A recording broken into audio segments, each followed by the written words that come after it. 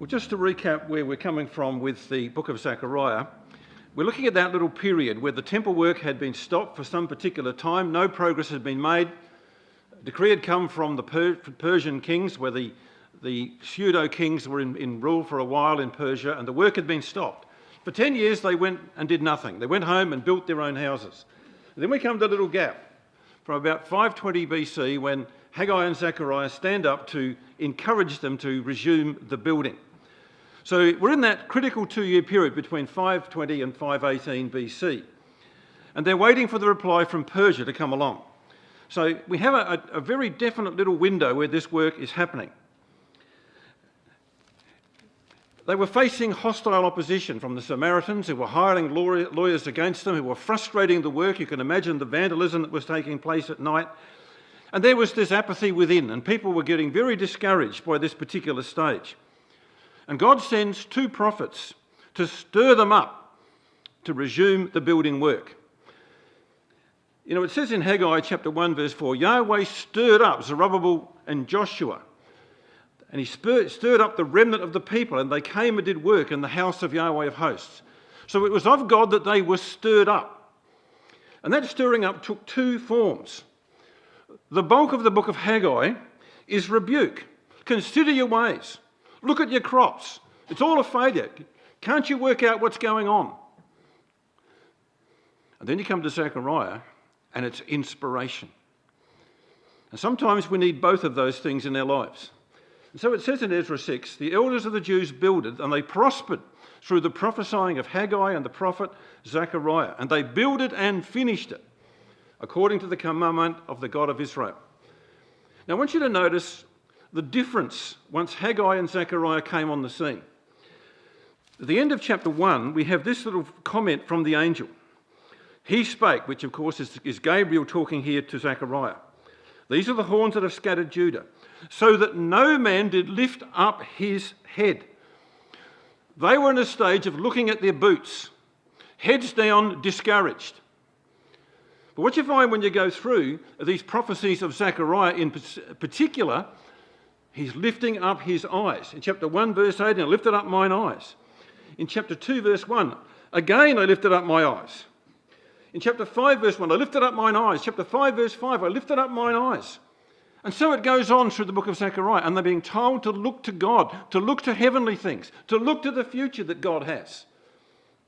And that's always the answer, isn't it, to present day discouragement. Keep our mind on what the big picture that God has in store for us in the future. And so you see this change that comes over the remnant who go back and work in the temple site.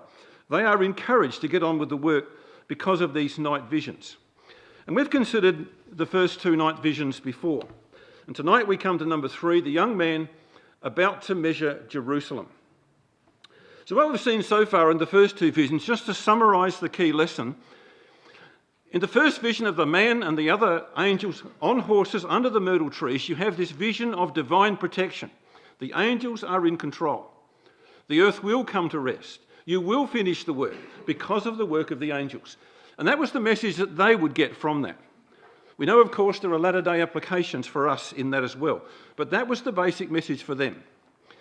Then you come to the 4 horns and the 4 carpenters. And while they might be oppressed by the horn powers of the nations that came against them, and that would go on down through the history of Israel, that they would be oppressed by horn powers of Greece and Rome and the Catholic system that would eventually come. The ultimate victory for God will come because people faithfully build in the day of small things. Because the ultimate victory will be the stones that God is building for his house, his temple of living stones. They will cause the victory to come to pass in the end. So get on and just diligently work against all the odds, and then God will bring a great victory out of that. So that was the second vision. So we now come to chapter 2. And the structure of chapter 2 is pretty obvious. You've got verse 1 to 5, the vision of the man with the measuring line, which then produces 2 songs. And these are what we call Messianic songs. And if you've done your colouring in, you'll see this is where the voice of Christ the Messiah comes into the picture. So the first song in verse 6 to 9 is an appeal to scattered Israel to return to the land, the second Exodus. It's a latter-day prophecy.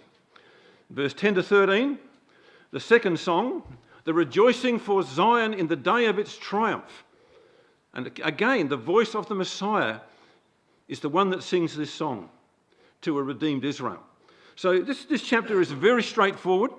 It divides up very easily, and it's not hard to follow. So let's get into it in chapter 2.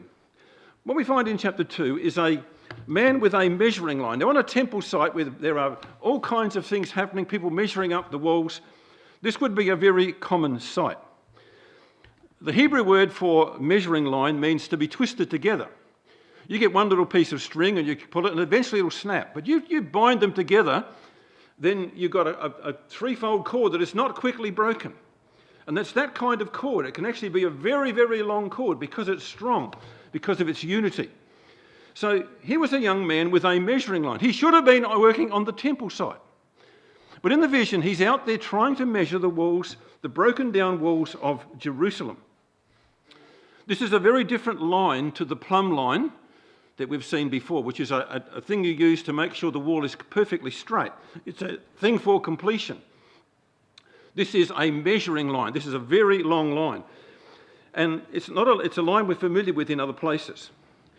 The idea of the line is he's marking out what he wants Jerusalem to really look like. He's trying to find the old walls for security. You know, the idea of this word measuring line is it means things marked out, regions or coasts. So it's the boundaries of things, what it's all about. And that's what's in his mind. I want security. And that's what he represents in the vision. Now, before I get into explaining some of these things, I want to just pick up what you read in chapter 2, verse 1. I saw by night.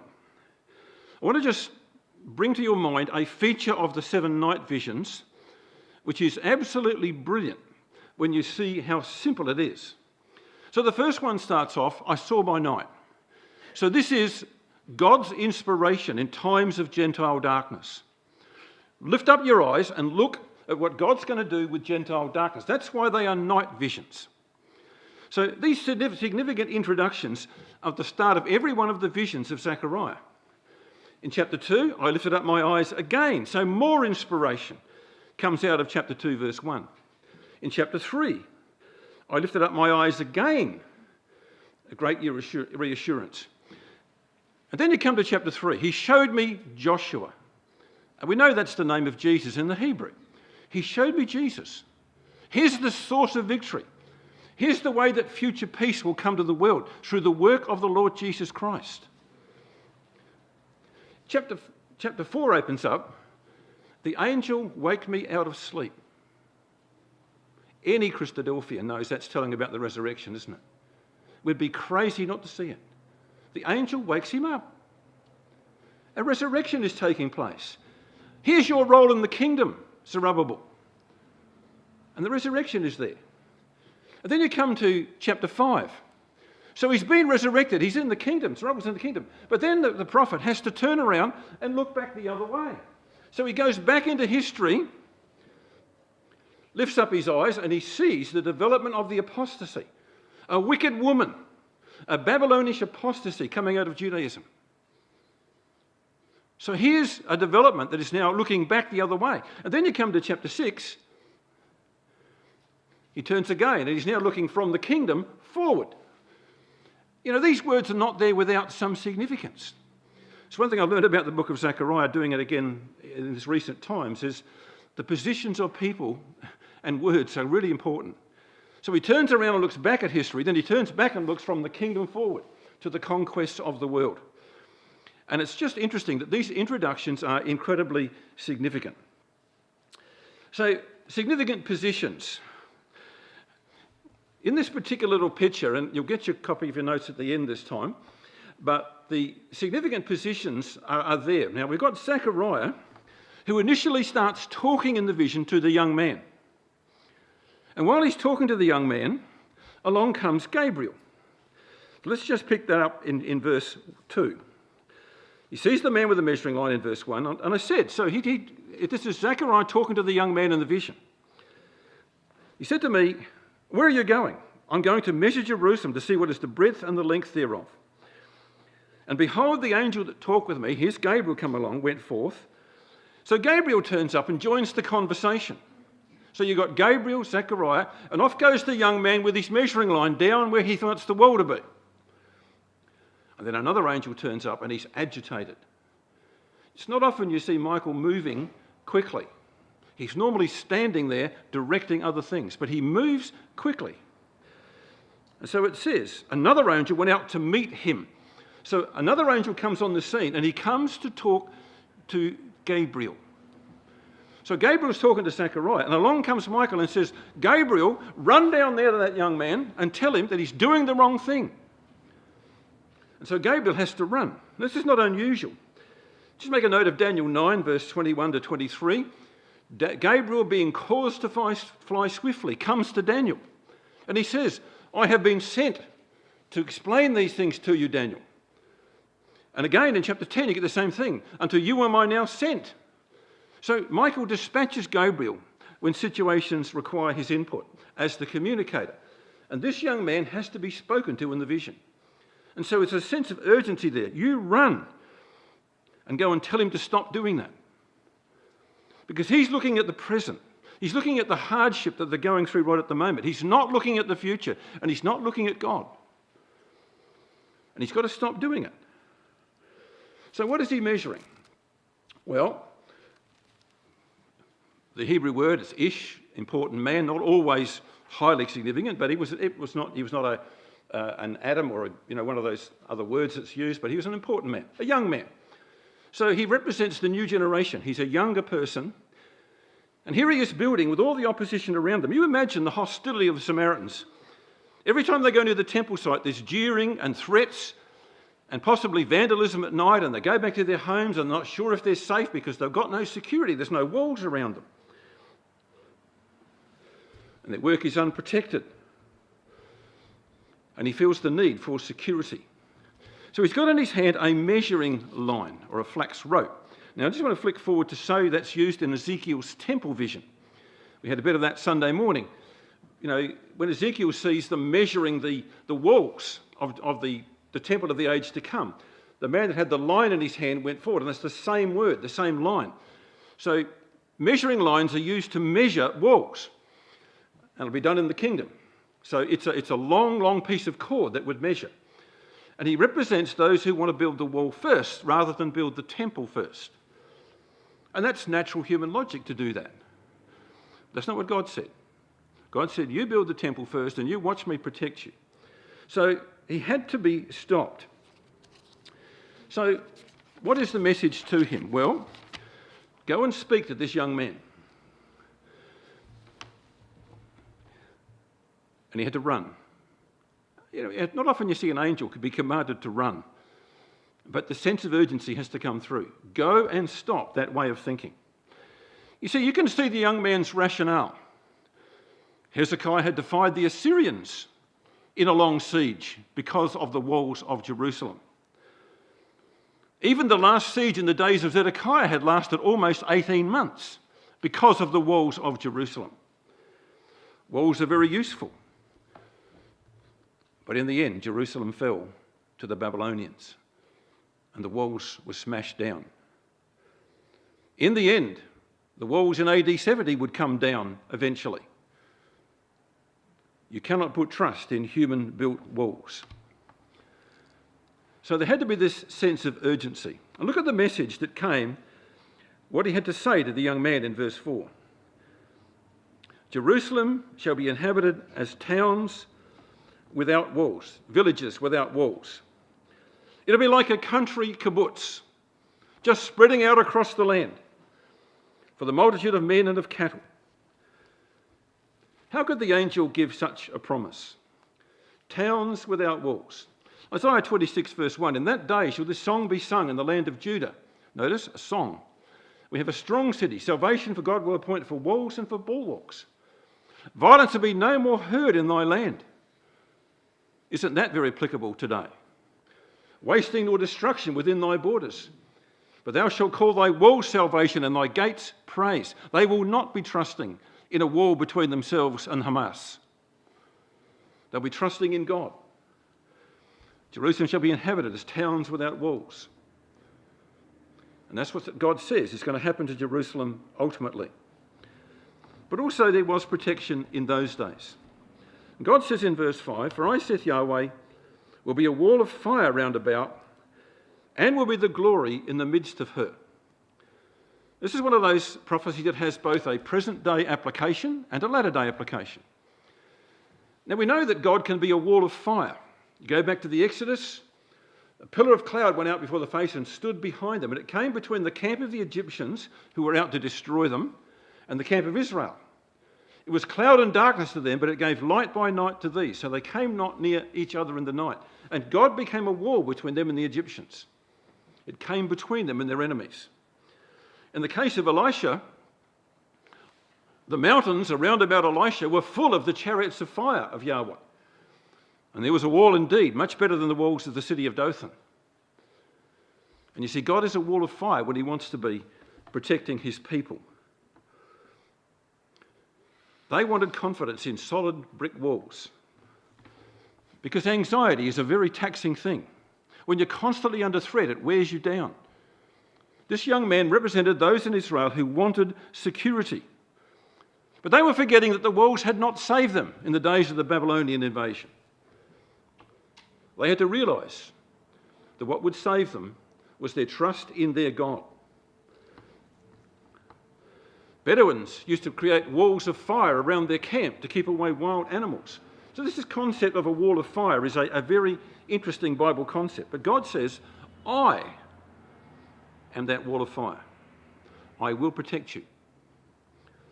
Then he goes on to say, I will be the glory in the midst of her.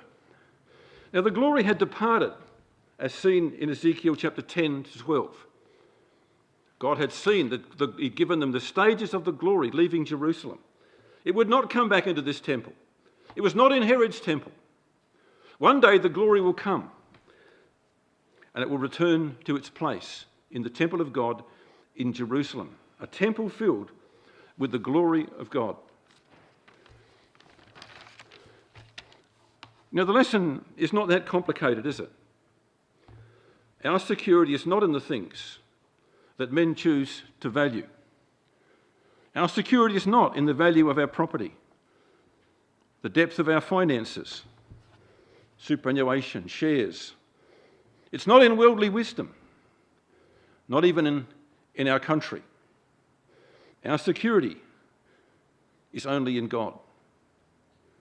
And while we very much appreciate and enjoy the comforts of our ecclesia, again, without God, that will come to nothing. And so the young man was discouraged from measuring the wall and encouraged to get back to the building and leave the security to God. And that was to address the mindset of people like him on the building site who were afraid because of the adversaries around them. And so we come now to the next section of this prophecy in chapter 2. The two songs. The first song, in verse 6 to 9, is an appeal to scattered Israel to return to their land. It's the second Exodus. It's the time when the glory will come back to that land in the form of the Lord Jesus Christ and his saints. And they will come from the north, the land of Russia, and from the daughter of Babylon, from Europe. Let's just go through this little Messianic song. When you look at where Jews are today, this is the most recent I could find, the 2021 statistics of where the Jewish population in the world is today. 6 million in the United States. I think Israel is probably closer to over 7 million now. France, 500,000. United Kingdom, 300,000. Argentina, the country that took in all the Nazis, 175,000. Russia, 150,000. Germany, 118,000. Even Australia's got 118,000. Brazil, another country that supported the Nazis. Now, they are where the Jews are today. But when you add up what Russia and Catholic Europe account for, there's about 800,000 Jews in those countries. And you can imagine what's going to happen to those Jews when the armies of Catholic Europe and Russia are obliterated in the land of Israel. It will not be a picnic for them. Those nations will turn on them because of the loss of their sons and brothers in Israel. And that's why God says you're going to have to fight your way out. And this prophecy is an appeal to Israel in the second Exodus to leave that country and to come back. I want you to come to Jeremiah. Just two quotes in Jeremiah. Jeremiah 31. Just while you're looking it up, always good to notice that in Jeremiah 30 to 33, that the chapters are in the wrong order. You should read them in order as 32, 33, 30, 31. It's actually three prophecies, unfortunately divided into 4 chapters, but you should read it as 32, 33, 30, 31. Just try that sometime and you see the difference it makes in understanding the prophecy of Jeremiah. But let's just pick a few verses out of what Jeremiah is talking about. Jeremiah 31, verse 7 to 12. For thus saith Yahweh, sing with gladness. Again, there's a song, you see. The sing with gladness for Jacob.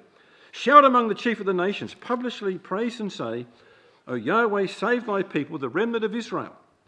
Behold, I will bring them from the north country and gather them from the coasts of the earth. So Argentina, Brazil, Australia, America, they're all going to come back. And with them the blind and the lame and the woman with child and her that travaileth. A great company shall return thither. And they'll come with weeping and supplication will I lead them. And I'll cause them to walk by the rivers of waters in a straight way, and they shall not stumble. From a father to Israel, and Ephraim is my firstborn. You get the picture? God will facilitate the return of the Jews. The saints will go forth over them, as Zechariah chapter 9 says, as God's army over them to protect them and to fight for them. But they'll have to fight their way back too to get back to the land. But they will be protected by the saints. Come out of those lands, says God. And while we're in Jeremiah, just come to Jeremiah 16. The end result of the second exodus of the Jews, where God will be known differently to what has been known in the past in Israel. Jeremiah 16 and verse 14. Therefore, behold, the days come, saith Yahweh, that it shall be no more be said, Yahweh liveth, that brought up the children of Israel out of the land of Egypt. That's the way God's always been known to the Jews. You see how many times in the books of Moses, remember that you were in Egypt and God brought you out. That was the way they saw God. They will see God differently in the future. He will be known in verse 15 as Yahweh liveth, that brought up the children of Israel from the land of the north and from all the nations whither he had driven them. And I'll bring them again to the land that I gave to their fathers. So you get the idea, don't you? There's going to be a great rescue of Jews who are going to be oppressed in the north country. When we get to chapter 6 of Zechariah, you're going to see that one of the chariots goes into the north country on a specific mission to wipe out those who persecute the Jews. So it's going to be an appeal for the Jews to come back. This old cartoon I found quite interesting is that this was in the days when they had the chance to leave Russia. And of course it was just an appeal that they come out of the north country and go back. And we know that Russia is the north country. The king of the north will be the great oppressor that will come into Israel. And it's interesting, isn't it? They're already in Syria. And they're hovering over the Middle East. If they take Ukraine, who knows whether they'll stop. You imagine the hatred in Russia when all their soldiers have been killed in Israel without explanation that they will accept. They're not going to believe in a Jewish Messiah. They're going to say it's some secret weapon of the Jews, and they will retaliate against the Jews, and that will be their undoing, because God will protect those Jews and call them out of the land of the north. And it goes on to say, for I have spread you abroad to the four winds of heaven, saith Yahweh. And of course that was their scattering. God scattered them. He will bring them out of the land of the north especially. But then he says in verse 7, to another class of Jews, deliver yourself, O Zion, that dwellest with the daughter of Babylon. Here's a little lesson in careful Bible reading. A daughter of Babylon. That's the first time we read about a daughter of Babylon. You've got a woman introduced alongside of Babylon. And the appeal is going to come for the Jews of Europe to get out and to leave. So many of them did not take the chance to get out before World War II. And there are still hundreds of thousands in Europe today living in Catholic countries. And the appeal would be for them to also get out from the daughter of Babylon. Revelation 18 verse 4 says exactly the same thing. That before God wipes out the Roman Catholic system of Europe, come out of her, my people, that you be not partaker of her sins.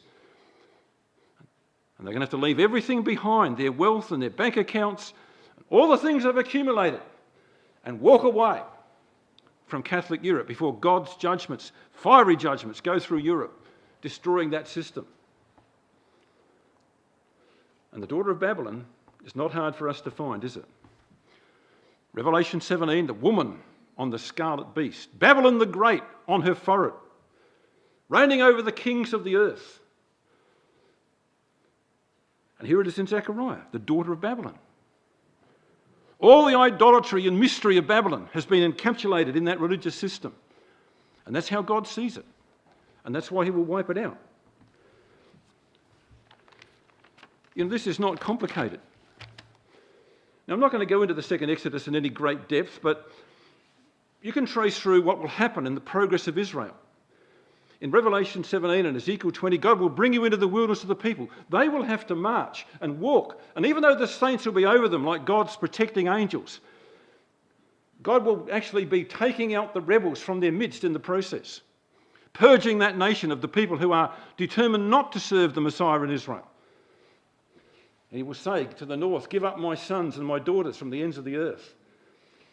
And that prophecy of Jeremiah 16 will come to pass. And there'll be two highways through Egypt and through Assyria to bring them back to the land of Israel and the work of Elijah and the saints with him. As I say, that's not our topic, but again, this is saying to the Jews, cooperate when the time comes. And then in verse 8, there's a warning to the nations. It says in verse 8, after the glory. It should be after the glory has arrived. So once the glory of the coming of Christ has set up the kingdom of David in Jerusalem, then things will start to happen. Now the glory is Bible language for the Lord Jesus Christ coming to his throne, the throne of his glory. You come in the glory of his Father with his angels to reward every man. People shall be punished with everlasting destruction from the presence of the Lord and the glory of his power. And finally, people will acknowledge and give glory to the Son of God as the Messiah that saved the world. He is the glory embodied in God's Son. After the glory has arrived, he will send me to the nations which spoiled you. For he that toucheth you touches the apple of his eye.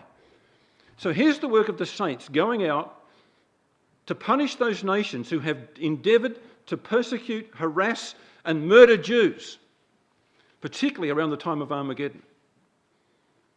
And God will send his saints out to accomplish that.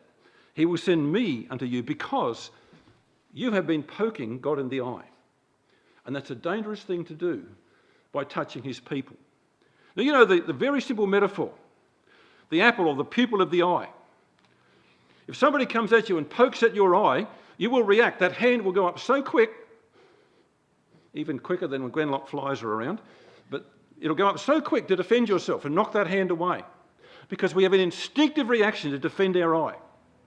And God says, Israel is the pupil of my eye. And if you poke at that, you will suffer the consequences because it's sensitive and it's all-seeing and it's protected by God. That's picked up from Deuteronomy 32, verse 9 to 10. For Yahweh's portion is his people. Jacob is the lot of his inheritance. He found him in a desert, in a waste howling wilderness. He led him about, he instructed him, and kept him as the apple of his eye. That's directly where it's coming from. You push God in the eye and you see what happens. And Ezra says, the eye of their God was upon the Jews as they rebuilt in that temple. So God's eyes were there. And then God says in verse 9, this is what I'm going to do if you poke my eye. I will shake my hand upon those nations that thought to destroy Israel. One of the prophecies about that, shaking the hand here is an aggressive gesture. In Egypt, and then shall Egypt be like unto women, it shall be afraid and fear because of the shaking of the hand of Yahweh of hosts, which he shakes over it. And they who plunder and those who serve them, just like they did when they came out of Egypt. God will have his hand upon them and they will spoil the Egyptians.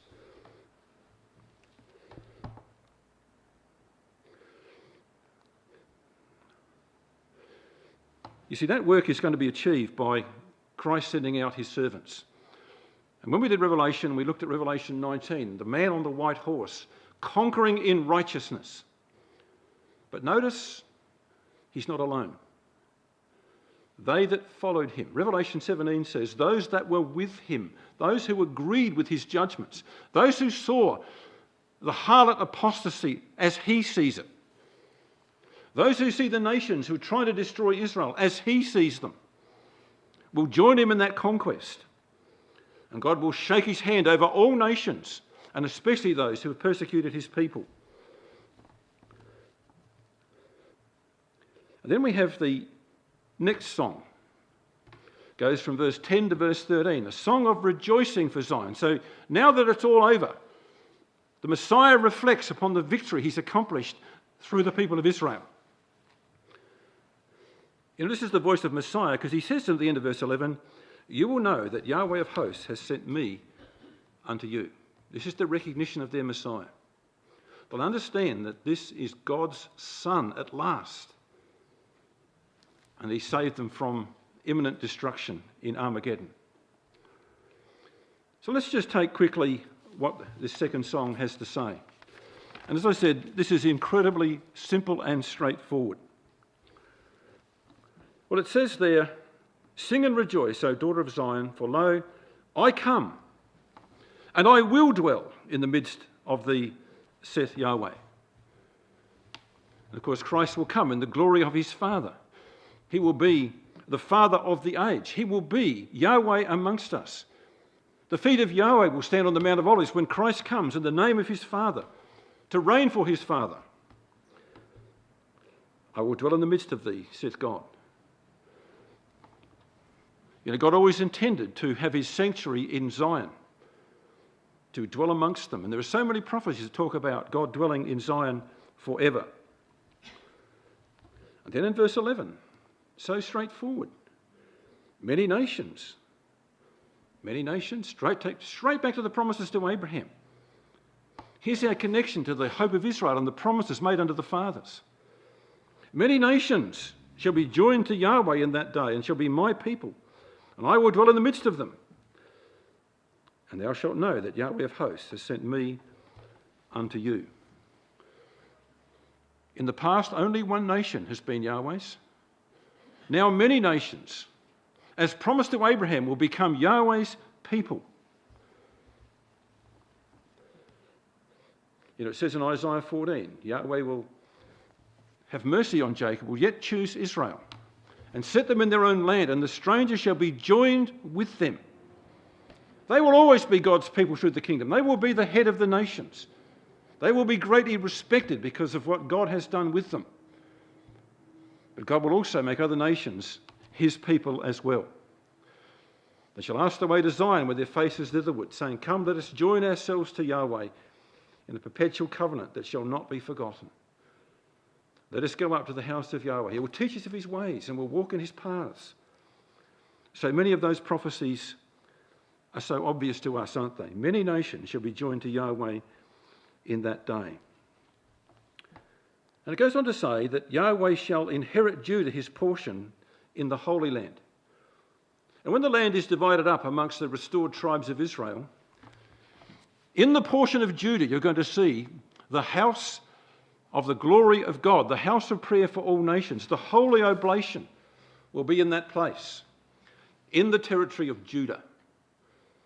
Not only has God chosen the nation of the Jews, but he's going to choose Judah, his portion in the Holy Land, and shall choose Jerusalem again.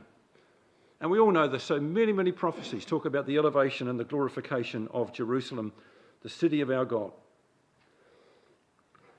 And the end result in verse 13 will be a quietening of noise. Be still. When you go to Revelation, God uses the symbol of the sea. Today, the raging sea is casting up mire and dirt, foaming away in its anger. That's the state of the world today. When you get to the kingdom, God's fire will have gone over that sea, smashed all resistance, and they will learn war no more. Righteousness and peace will be the order of the day, and it will be a still, calm, glassy sea. And it will come a glassy sea because of the fire that went upon it. At the end of the kingdom, when all men that are still alive will be immortal, no more sea. All national distinctions will be gone at the end of the millennium. And you see, that's the process that God's going through. He's going to make flesh sit back, stop all their raging, and listen to what he has to say. Be silent, all flesh, before Yahweh, for he is raised up out of his holy habitation. Habakkuk 2 verse 20. Yahweh is in his holy temple. Let all the earth keep silence before him. As I said, it's not a complicated chapter, is it? It just picks up all the things we know about the future for Israel, for Zion, and for ourselves. But I want you to notice a phrase that occurs in verse 9 and again in verse 11. Ye shall know.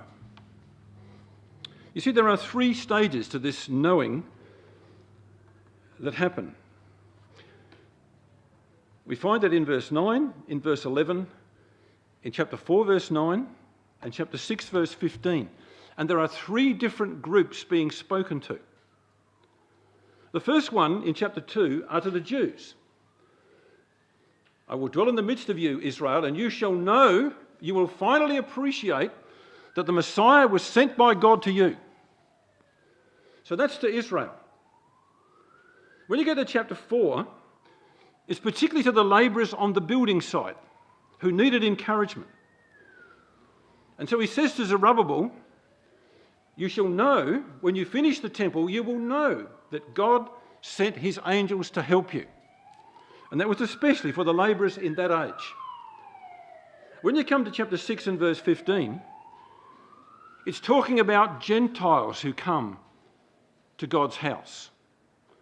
And that's us, brethren and sisters. We'll come and build the temple of Yahweh. And ye shall know. When this comes to pass, you shall know that Yahweh of hosts has sent his angels to us. Again, it's interesting, isn't it, that there are three different parties that receive this promise. You see, people today don't have any idea what God is doing.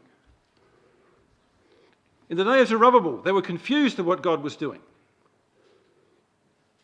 And sometimes, brethren and sisters, if we're honest, we sit back and you think, is this all really going to happen in our world? Will the whole world come to a state of fighting and Armageddon and terrible judgments? And is that really going to happen? Well, God says, when it happens, you will appreciate that all along I've been working with you to make this happen. And that's what we have to get from the book of Zechariah. God is in control of these events, and it's going to happen. And to make sure we get on board with it.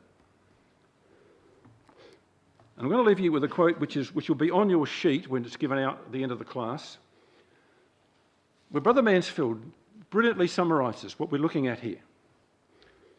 Zerubbabel, Joshua and their fellows were taught that they should delight in doing the will of God in anticipation of the ultimate glory. We should not limit our spiritual vision to labouring only for the present. There is nothing permanent in that which is being set up now, whether ecclesially or otherwise. All will be replaced at Christ's return. It's the spirit of the labourers that God's interested in. If we labour faithfully in these temporary things, with our hope centred on that which will ultimately be manifested, our labour will not be in vain in the Lord. And I think that's a beautiful little quotation just to write somewhere in the book of Zechariah, just to remind yourself of what they were taught and what we are being taught by these wonderful visions. Now, with your indulgence, I have finished a bit early. I'm going to deal with a few things about current events. If you're across what's happened today with the bombing of the hospital in Gaza and the counterclaims that are being made about who did it, you realise the great statement of Churchill where he said that in war, truth is always the first casualty. So who knows whether it was a rocket, as the Israelis say, fired from the cemetery next to the hospital that went up and came straight back down again, and they've got lots of evidence to support that, or as the Arabs want the world to believe, it was an Israeli strike. Truth is always the first casualty in war. And while times are dramatic, brethren and sisters and young people, I want to just make a note of caution about exulting over the victories of Israel and taking sides politically. We are not political Zionists. We love Israel. We long for the day when they will repent and accept their Messiah. But we are not political Zionists. And I want to suggest to you that we must not lose the sight of the big picture. Wars come and wars go. The big picture of prophecy always moves inexorably towards its conclusion. Every event that happens, every war that happens, moves us one step closer to the final picture. But remember, we will not see the final picture. We'll be taken away before it comes to that. What we are told is to watch for these signs happening in our world. Revelation 16, before the word Armageddon comes up, Jesus says, there will be spirits of insanity out there working sudden changes in the world. Dramatic changes in morals, virtue signalling from governments, rewriting of history by the leftists, the angry society raging in the streets all around the world for whatever cause is all part of that spirit of insanity that Jesus said will precede Armageddon. And we have no part of the politics of the world. But we've got to see that happening. We see the preparations for war, weak nations like North Korea saying they are strong and threatening the world. And a looming battle for resources, whether it be water, oil, gas, minerals. There's going to be a shortage of many resources very soon. And when you go to Ezekiel 38, every participant is concerned about spoil. Goods, silver and gold, prey.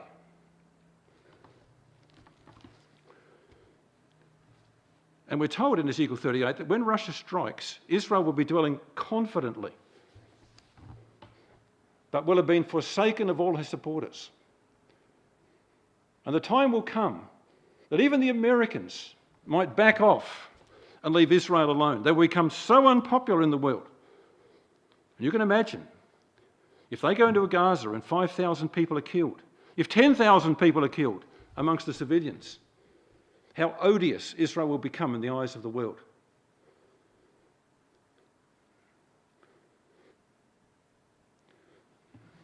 But they will dwell confidently when Russia strikes. And we're going to see a Russian-led confederacy developing, including Muslim states and Catholic states. So there will be a religious war, recovery of holy sites. It will become a religious war, combining the two most extreme religions you can get from each other.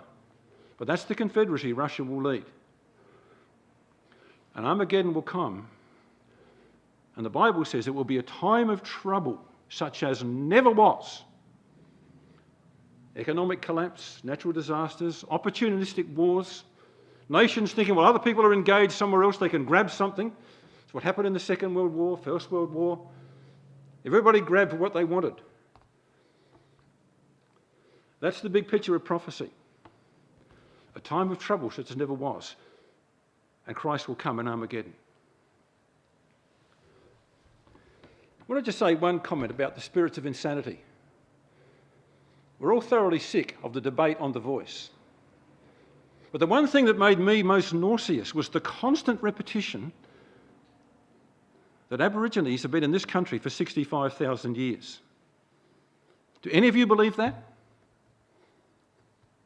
When the flood was only 6,000 or 5,000 years ago? And you see, that lie has been perpetuated and all through the newspapers. Every politician doesn't dare to contradict it. And there's no evidence for the 65,000 years. You see, that's the kind of lies we get told. It's not true. It's a fabrication. So beware of the spirit of insanity preaching these things at you. And the situation for us, brethren and sisters, while we watch Israel with great concern for her fortunes, we're pretty confident she'll come out victorious. But we don't celebrate all the deaths that will happen in the process. The situation for us is the resurrection is going to take place at the same time as the time of trouble breaks out. There shall be a time of trouble, says Daniel 12, and at the same time the resurrection will take place. And we believe there probably is 10 years between the resurrection and the Battle of Armageddon. And that's when the world will go into this terrible chaos leading to that tremendous battle in the Middle East. The warnings the Lord gave us was that we're going to see the days of Lot and the days of Noah, prosperity, immorality, corruption and violence. And that's what our world is increasingly getting into. And the person that Jesus puts in front of you and I, brethren and sisters, is Lot's wife. Someone who was too attached to this world that she couldn't leave it behind when the time came. And we have to make sure that we're not like Lot's wife, too attached to this world. And Revelation 3 talks about Laodicean apathy and contentment being the blindness that makes us not see what's really happening, to be ready. Not watching and keeping our garments. We have to ask ourselves the questions. If the angel came, even tonight, could we just walk away and leave it all? Or would you feel the need to ring into work and say, I won't be in for a while? Would we worry about our possessions? Could you just walk away? Lot's wife couldn't. And that's what Jesus left. The one person he said, I want this generation to remember, is Lot's wife. Because she wasn't ready when the angel came. I'm going to leave you with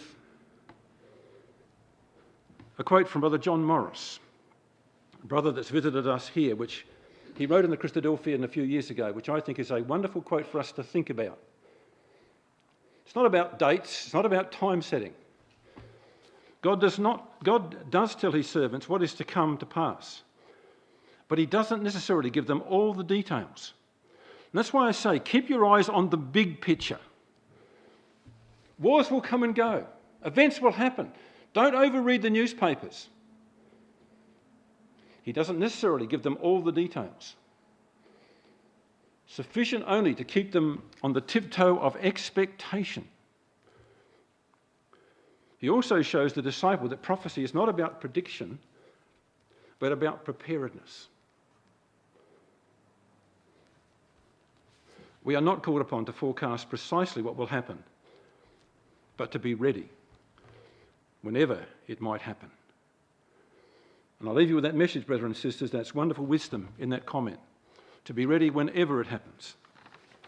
Remember, Lot's wife.